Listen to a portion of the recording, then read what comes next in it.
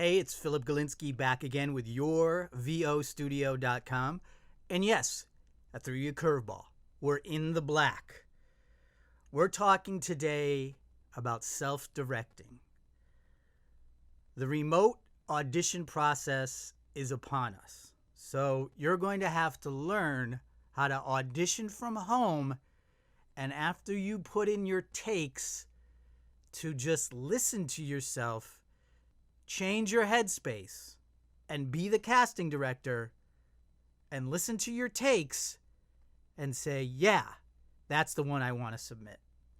It's going to take a little time, and that's why we're in the dark. You need to hear yourself.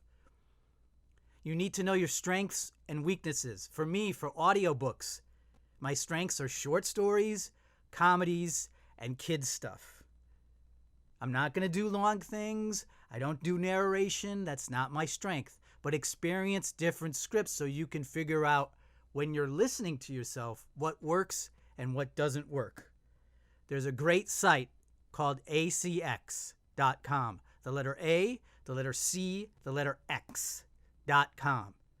And it's all about audiobooks and different types, and you create your own profile and you can submit yourself and listen to yourself. It's a great tool. It's free, and I highly recommend it to just practice your craft of long-form voiceover work and practicing how to audition remotely from your studio. The long forms include audiobooks, video games. There's a ton of video games.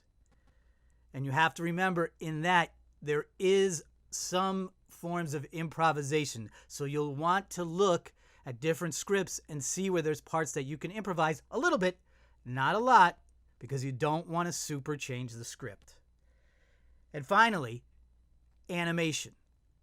Dora the Explorer, TV shows that have animations, web series with animations.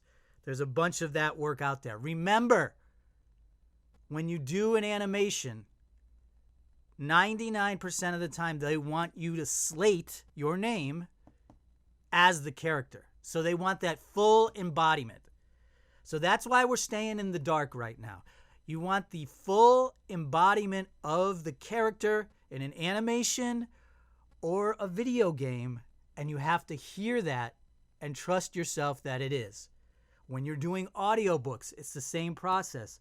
You have to listen to yourself after your takes and then switch heads and say which one you think you should submit. Not because I sound weird with this voice. Don't get self-critical, and do not take more than a half hour to do your auditions. You start going over it and over it and over it again, and it gets too long, you're going to get tired, you're going to get exhausted, and your reads are going to feel that way. So practice, listen, trust, and we'll see you next time on yourvostudio.com.